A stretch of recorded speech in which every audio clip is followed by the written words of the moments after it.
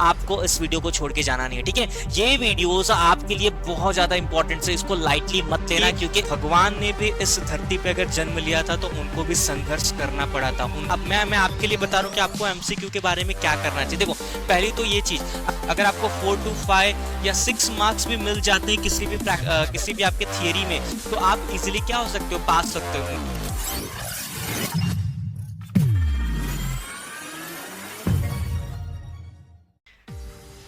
Hello बच्चों, कैसे हो आप सभी लोग। आई थिंक आप अपनी लाइफ में बहुत ही मस्त होंगे और आपकी स्टडी बिल्कुल बहुत ही बेहतरीन तरीके से चल रही होगी, क्योंकि आपके बोर्ड एग्जाम बिल्कुल स्टार्ट हो चुके हैं।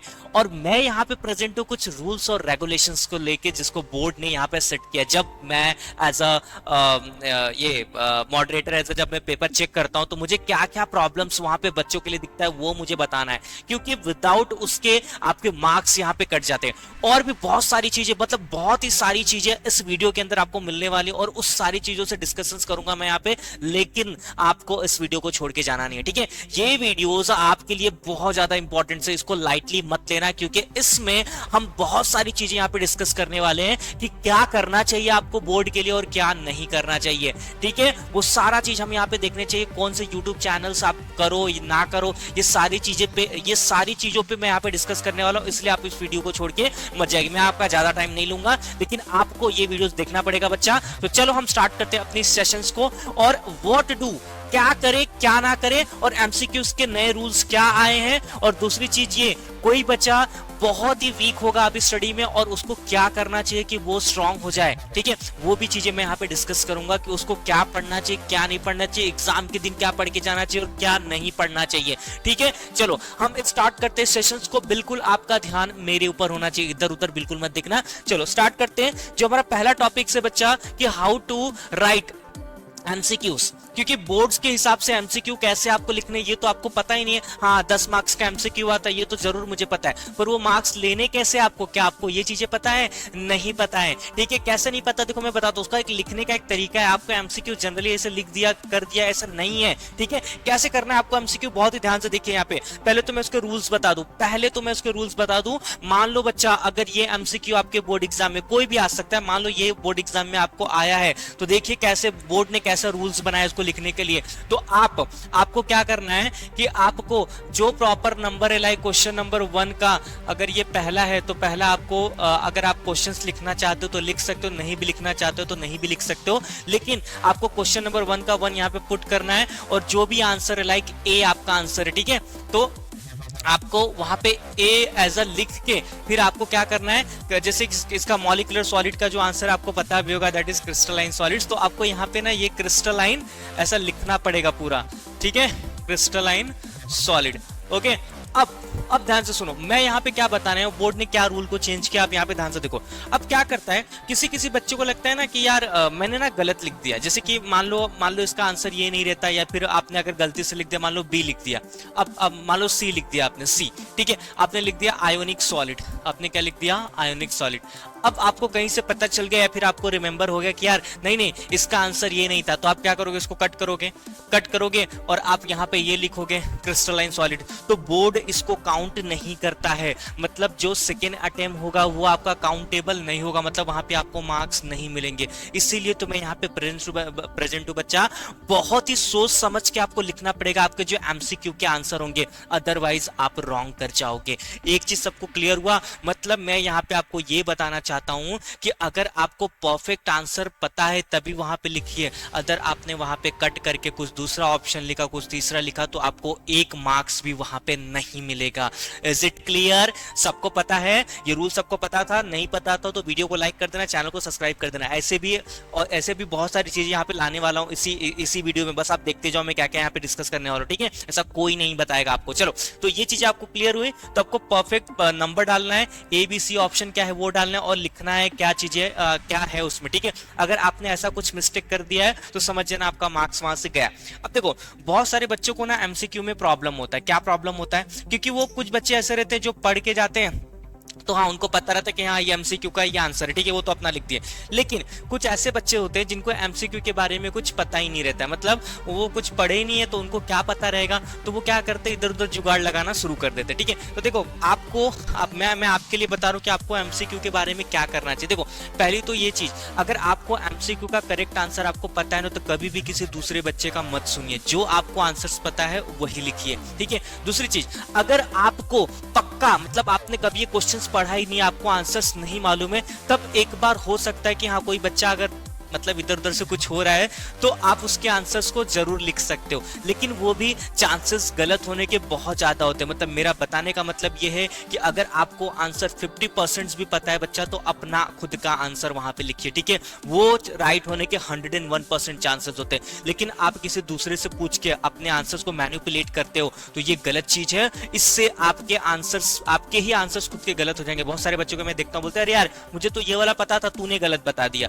ठीक है। तो ये चीजें वहां पे नहीं होनी चाहिए। तो एमसीक्यू से रिलेटेड आई थिंक मैंने आपका ये बहुत बड़ा डाउट यहाँ पे क्लियर कर दिया है कि अगर आपको एमसीक्यू आ रहा है और थोड़ा बहुत डाउट है तो क्या मुझे अपना एमसीक्यू लिखना चाहिए? Yes, you have to write its your MCQ answer, ठीक है। जो भी तुमको पता है वो वाले एमसीक्यू के आंसर्स लिखो। अगर आपको नहीं आता तो हाँ आप ट्राई कर सकते हो एक बार इधर उधर। चलो ठीक है, अब दूसरा टॉपिक्स में यहाँ पे लेकर आता हूँ, दैट इज पासिंग मार्क्स। बहुत सारे बच्चे भी डरे हुए हैं, वो पढ़ ही नहीं रहे, पढ़ रहे तो भूल जा रहे, यार मैं फेल हो गया, तो रात को सपने देख रहे, यार मैं कुछ हो गया मेरे साथ, या फिर मैंने कुछ मार्क्स कम निकाले तो क्या हो जाएगा। बच्चा आपने प्रैक्टिकल्स एग्जाम दिए ना, जो भी बोर्ड एग्जाम दे रहे हो, दिए हो कि नहीं दिए हो प्रैक्टिकल एग्जाम। अब प्रैक्टिकल्स एग्जाम में आपको मिल जाते हैं 29 या 30। मुझे इतना पता है कि लगभग सारे कॉलेज 29-30 इतने मार्क्स तो दे ही देते, एवरेज 28-29-30 आपको दे ही देते फिक्स, ठीक है। चलो आपको मिल गया 30 में से कितना मिल गया, 20, चलो मैं जोड़ता हूँ 28 ही मिल गया। कितना मिल गया? 28 मिल गया, या फिर अदरवाइज आपको मिल गया 29। अब 70 में से आपको कितना मार्क्स लाना है कि आप पास हो जाओगे? तो बच्चा आपको चाहिए 5 से 6 मार्क्स, या फिर 6 से 7 मार्क्स ही आपको चाहिए, ठीक है। 6 या कितना चाहिए आपको? 7 मार्क्स। इतना मार्क्स आप नहीं ला सकते। आपके एमसीक्यू 10 मार्क्स के, 1 मार्क्स कितने मार्क्स के, ठीक है, उसके बाद 3 मार्क्स, 2 मार्क्स, 5 मार्क्स, 4 मार्क्स, ऐसे अगर ये बहुत सारे क्वेश्चन है तो आप वहीं से निकाल सकते हो। मतलब आपको अगर 29 प्रैक्टिकल्स में मिल गए हैं और बच्चा अगर 4 मार्क्स भी, अगर आपको 4 मार्क्स भी थियरी में मिल जाते तो टोटल कितना हो जाएगा आपका हो जाएगा 33, ठीक है।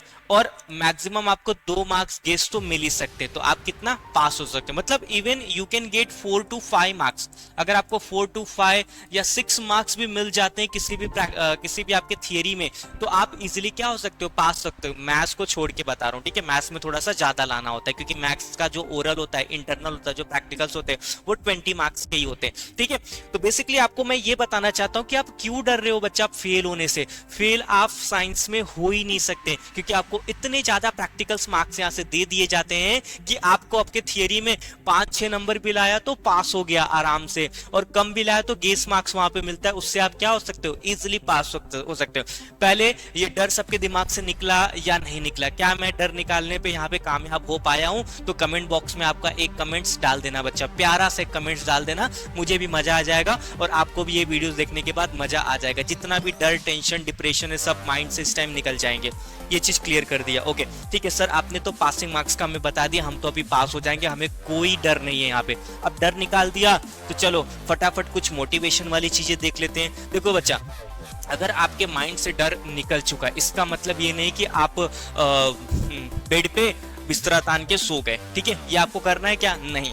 अब आपको मोटिवेट रहना है। मतलब देखो बच्चा, एक चीज मैं बता देता हूं कि अगर आपने इस पृथ्वी पे, ठीक है, इस अर्थ पे अगर जन्म लिया है तो आपको मेहनत करना ही पड़ेगा। आपको पता होगा, या फिर ये सबको पता है कि भगवान ने भी इस धरती पे अगर जन्म लिया था तो उनको भी संघर्ष करना पड़ा था, उनको भी हर एक चीज के लिए लड़ाई लड़नी पड़ी थी। तो क्या आप तो मनुष्य हो, आपको हर एक छोटी चीज के लिए बच्चा आपको लड़ाई लड़नी पड़ेगी। की, ठीक है। ये तो नॉर्मल सा एग्जाम है।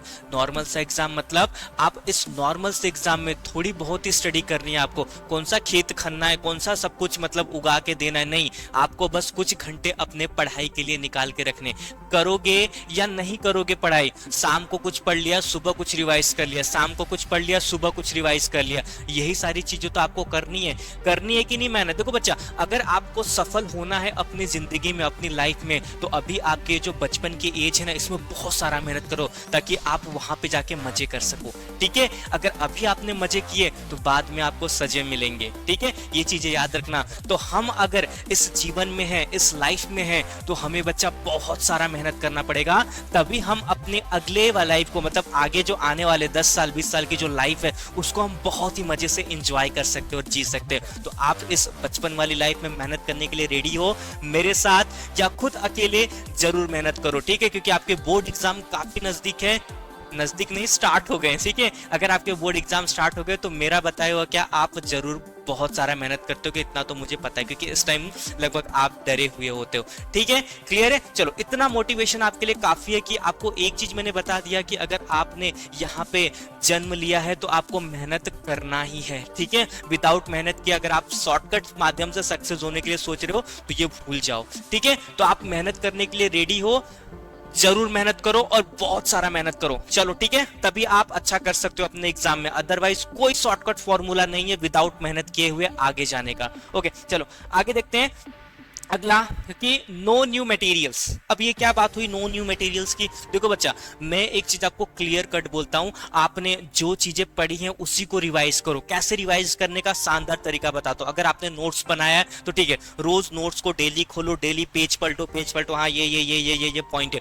कोई भी न्यू चीज, न्यू मटेरियल्स यहाँ पे रीड मत करो, अदरवाइज वो ज्यादा दिन आपके दिमाग में नहीं रहने वाला है और वो निकल जाएगा, ठीक है। अगर आपके एग्जाम को 3-4 दिन टाइम है तो 4 दिन पहले पढ़ सकते हो, लेकिन अगर आप एग्जाम के काफी नजदीक पहुंच गए, अब कल परसों आपका एग्जाम है और आप न्यू मटेरियल्स लेके बैठे हो, तो बच्चा वो कुछ नहीं समझ में आएगा, क्योंकि वो हड़बड़ी में आप पढ़ोगे। मेरे साथ भी होता था और वो आपके साथ भी होगा। इसलिए मैं न्यू मटेरियल्स को बोलूंगा हाथ मत लगाओ। न्यू मटेरियल्स मतलब अगर आपने कोई चैप्टर्स नहीं पढ़े, कोई टॉपिक्स नहीं पढ़े और सामने वाला पढ़ रहा है तो आपको वो नहीं पढ़ना। हो सकता है आपने ऐसा कुछ पढ़ा हो जो उसने ना पढ़ा हो, ठीक है। तो न्यू मटेरियल्स आपको टच करना है क्या? नहीं टच करना है। जो भी आपने साल भर के अंदर पढ़ा है उसी को रिवाइज करना। और रिवाइज करने का तरीका मैंने क्या बताया है आपको? अपने टेक्स्ट बुक को फटाफट ओपन करके खोलना है, ठीक है। देखना है कौन कौन सा पॉइंट है, क्या क्या चीजें, डेफिनेशन क्या चाहिए है। अपने नोट्स को खोलना है, फटाफट देखना है आपकी क्या चीजें, क्या नहीं चीजें, वो सारी चीजें आपको देख के जानी है। ऐसे अगर आप प्रैक्टिस करोगे तो जरूर अच्छा मार्क्स ला पाओगे। मैं बताता हूँ, मैंने ऐसे ही किया था अपने लाइफ के लिए, ठीक है, अपने बोर्ड एग्जाम के लिए, ठीक है। आप बिल्कुल यही फॉर्मूला, यही ट्रिक अपनाओ, बहुत ही अच्छा रहेगा आपके लिए। टेक्स्ट बुक ओपन करो, फटाफट देखो हर एक पॉइंट्स कहाँ पे, ठीक है। ओनली इंपॉर्टेंट चीजें बहुत ही अच्छे से रीड करके जाओ। No need to study whole chapters, मतलब पूरा चैप्टर्स करने की तुम्हें जरूरत नहीं है इस टाइम। खाली जो एमपी वही फटाफट देखते चलो, ठीक है। चलो आगे देखते हैं। अगला हमारा टॉपिक्स क्या है? कॉन्सेंट्रेशन।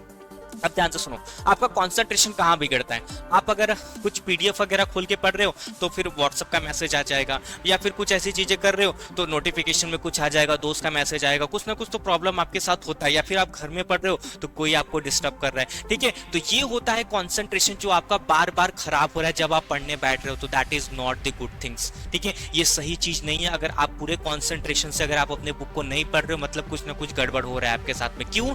क्योंकि अगर आप फुल कंसंट्रेशन से नहीं पढ़ रहे, मतलब वो चीजें आपको याद नहीं होंगी। अगर पहले भी आपने उसको याद किया रहेगा और इस टाइम ना आप हड़बड़ी में उसको भूल जाओगे। क्यों? क्योंकि आप कंसंट्रेशन नहीं कर पा रहे हो। क्या नहीं कर पा रहे हो। सो ऐसे जगहों से, ऐसी चीजों से थोड़ा सा आपको दूर रहना पड़ेगा। थोड़ा सा आपको इस टाइम अकेले रह के चीजों को पढ़ना, रिमेंबर, रिवाइज करने की जरूरत है। तो कंसंट्रेशन तभी आपका थोड़ा सा स्ट्रांग होगा। आपको चाहिए तो खुद मतलब बुक वगैरह साइड में रख के थोड़ा बहुत घूम लो, किसी से बात कर लो, कुछ देख लो, कुछ कर लो, पर उसके लिए एक अलग टाइम दो। लेकिन आप अगर स्टडी मटेरियल लेके बैठे हो तो वहां पे किसी को अलाउ मत करो आने के लिए, या फिर जो भी आपके मोबाइल्स वगैरह, जो भी आपके मैसेजेस वगैरह, उसको ऑफ कर दो, नेट बंद कर दो। ये चीजें करना बहुत ज्यादा जरूरी है इस टाइम, ठीक है। तभी आपका कंसंट्रेशन लेवल यहाँ पे क्या हो सकता है? इंक्रीज हो सकता है, बूस्ट हो सकता है। अदरवाइज आपने जो भी पढ़ा रहेगा वो भी भूल जाओगे। क्लियर है? इतना समझ में आया सबको? चलो आगे देखते हैं।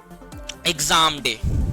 अब मान लो अब सुबह हो गई, आप मस्त नहा धो के निकल रहे हो आप एग्जाम के लिए। अब एग्जाम में जा रहे हो तो दोस्त दो मिल गए, उस दिन आपको क्या करना है और क्या नहीं करना है बहुत ही ध्यान से सुनिएगा बच्चा, ये काफी इंपॉर्टेंट है। और कई सारे बच्चों का जो कम मार्क्स का लाने का कारण यही होता है कि वो एग्जाम डे ही कुछ ना कुछ चीजें गलत कर देते हैं। मैं बताता हूँ, आप अगर तैयार होकर जा रहे हो एग्जाम डे के दिन, ठीक है, दोस्त मिल गए, अब वो बोल रहा है यार मैंने तो ये वाला नहीं पढ़ा, आपका दिमाग जाएगा यार ये क्या है, ठीक है। तीसरा वाला मिल रहा है यार मैंने ये पढ़ा है काफी इंपॉर्टेंट, तू भी पढ़ ले, ठीक है। तो ये गलत चीज है। मैंने क्या बोला था, नो न्यू थिंग्स। आपने जितना पढ़ा है वो बहुत इनफ है आपके बोर्ड एग्जाम के लिए। आप दोस्तों का देख के मत करो कि यार उसने ये पढ़ा, उसने ये पढ़ा, उसने ये पढ़ा। आप हो सकता है उससे ज्यादा पढ़ के रखे हो, आप उसको रिवाइज करने में टाइम दो जो आपने पढ़ा है उस दिन बोर्ड एग्जाम के दिन। बच्चा ये बिल्कुल मत करना कि 4 लोग अगर बैठे हैं, 4 अलग अलग टॉपिक पढ़ रहे हैं, अगर आपने उसमें से एक नहीं पढ़ा है तो आप उसको तुरंत लर्न करना शुरू कर दो। ये आपकी बहुत बड़ी मिस्टेक होगी, बहुत बड़ी मिस्टेक। मतलब आप उसको लर्न भी नहीं कर पाओगे और आप वहां पे डीमोटिवेट हो जाओगे और सारा कंसेप्ट वहां पे आप भूलने लगते हो। आपके साथ होता है कि नहीं होता है, एग्जाम के दिन आप कोई चीज न्यू चीज पढ़ते हो और वहां पे क्या हो जाते हो, हताश हो जाते हो, थोड़ा सा तो प्रॉब्लम दिमाग में या फिर कुछ तो स्ट्रेस होता है जिसकी वजह से आप सारा चीज भूल जाते हो। होता है कि नहीं होता है, ये सबके साथ में होता है। ये क्यों होता है, क्योंकि आपने कोई नई चीज अपने दिमाग में घुसाने की कोशिश की। आप अगर प्रीवियस चीजों को ही फटाफट रिवाइज करो, टेक्स्ट बुक खोलो, अपने नोट्स खोलो, वही जो आपने पढ़ा है वही सारी चीजें देखो, आपको बहुत अच्छा लगेगा, ऐसा लगेगा सब कुछ याद है। लेकिन अगर दोस्तों के चक्कर में पड़े, यार वो नया पढ़ रहा है, वो पुराना पढ़ रहा है, वो मैंने ये वाला नहीं देखा है, उसने वो वाला पढ़ लिया, तो यहाँ पे आप मिस कर जाओगे चीजें। ये चीजें बच्चे आपको नहीं करना है। एग्जाम डे के बारे में आपको पता चला आपको क्या करना है और क्या नहीं करना है, क्लियर है। एग्जाम डे काफी इंपॉर्टेंस होता है, काफी इंपॉर्टेंस होता है कि आप क्या पढ़ रहे हो क्या नहीं पढ़ रहे हो उस दिन। तो मैंने आपको बता दिया आपको क्या करना है, क्लियर है। क्या करोगे, उतना ही करोगे कि अपने दोस्तों का देख के किसी और जगह जंप मारोगे। मारोगे क्या, नहीं मारना, हमें कोई न्यू चीज यहाँ पे नहीं पढ़नी है। And last that is how to watch YouTube videos. अब देखो यहाँ पे बच्चे क्या करते हैं कि जब उनको कुछ दिन छुट्टियां मिलती, लाइक 1-2 दिन बाद एग्जाम होते हैं, तो वो ना यूट्यूब पे जाते हैं और यूट्यूब पे क्या करते हैं, आज ये सर का पढ़ लिया, कल वो सर का पढ़ लिया। ये कोई वे नहीं है यूट्यूब पे पढ़ने का, आप भटक जाओगे। यूट्यूब इतनी बड़ी दुनिया है कि हर एक लोग रोज नए नए वीडियोस डालते हैं वहां पे, और वहां पे आप भटक जाओगे। आपको करना क्या है, आपने अगर प्रीवियसली किसी सर का वीडियो देखा है तो उसी सर से आपको लगे रहना है, ठीक है। कोई न्यू चीज वहां पे स्टार्ट नहीं करनी है, लाइक उसका है उसका देख रहा हूँ, उसका है उसका देख रहा हूँ, उसका है उसका देख रहा हूँ, ऐसे नहीं करना है आपको। अगर आप ऐसे यूट्यूब में किए तो भटक जाओगे बच्चा। आपको किसी एक मेंटर का, किसी एक टीचर्स का ही चैनल को फॉलो करना है जो आपने प्रीवियसली फॉलो किया, उसी का आपको समझ में आएगा। हो सकता है आपने कुछ चीजें करके कुछ नए टीचरों का कुछ समझ में आने लगे, पर वो लेट हो चुका है ना। अभी 1-2 दिन में उस नए यूट्यूब चैनल पे आप क्या करोगे, आप पूरा वीडियोस उसका देखना शुरू करते हो। ये बहुत भारी गलती होती है स्टूडेंट्स के लिए। मैं अभी देखता हूँ जो स्टूडेंट्स यहाँ पे कर रहे हैं, ठीक है, वो क्या करते हैं, यूट्यूब पे आए, अरे चलो उसका लाइव चल रहा है उसका देख लूं, उसका लाइव चल रहा है उसका देख लूं, उसका लाइव चल रहा है उसका देख लूं। अरे भाई उस पे भी तुमने टाइम दिया, उसका अलग कंसेप्ट पे टाइम दिया, उस पे अलग कंसेप्ट पे टाइम दिया, सब सत्यानाश। ना उसका समझ में आया, ना उसका समझ में आया, ना उसका समझ में आया। आपको किसी एक मेंटर, किसी एक टीचर्स को ही फॉलो करना है यूट्यूब पे। ये नहीं कि वो नया वाला आया उसका, पुराना वाला आया उसका सब मिक्स झोल झाल करके रख दिया, बैठ गए रात को सोने। क्यों सोने, क्योंकि हम लोगों ने इतना सारा पढ़ लिया कि अब जगह ही नहीं दिमाग में, अब सो रहे हैं बस।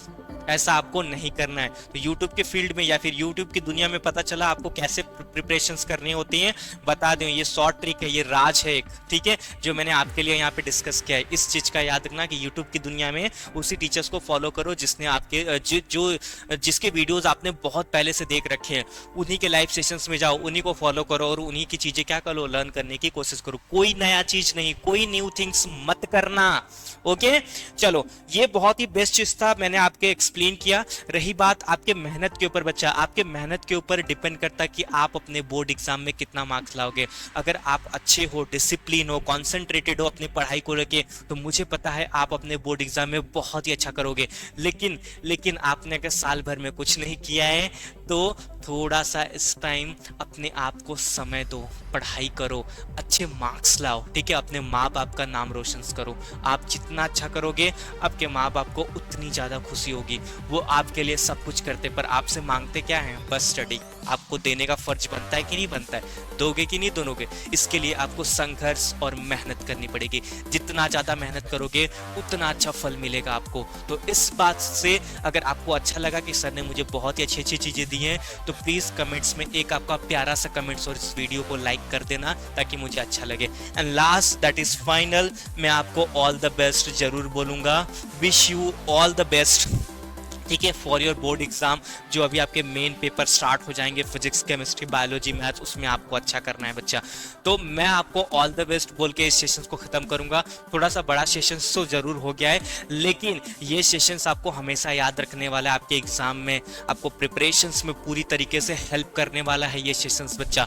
तो चलो मैं स्टॉप करता हूँ इस वीडियो को यहाँ पे, लेकिन बच्चा आपको इस वीडियो को छोड़ के नहीं जाना। अगर आपको अच्छा लगा है ना कि सर ने अच्छी अच्छी बातें बताई, ज्ञान दिया अच्छा, तो प्लीज़ चैनल को तो जरूर सब्सक्राइब कर लेना, वीडियो को तो लाइक कर देना, और आपका एक प्यारा सा हार्ट वाला कमेंट्स ना कमेंट बॉक्स में डाल देना, ताकि मुझे पता चल जाए कि मैं बच्चों से काफ़ी अटैच हो चुका हूँ। तो thank you for watching this video and please do subscribe A to Z practicals. Thank you.